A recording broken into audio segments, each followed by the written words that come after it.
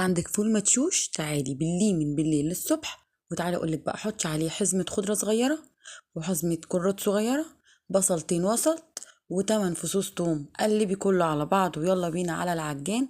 حطي كله على بعضه في العجان واطحنيه لغاية لما يبقى عجينة ناعمة خالص.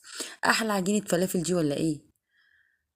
اطحنيها لمدة ربع ساعة 10 دقايق لغاية لما تنعم معاكي خالص. ما تزوديش الخضرة كتير عشان ما تغمقش منك، تبقى فاتحة وحلوة زي ما انت شايفة.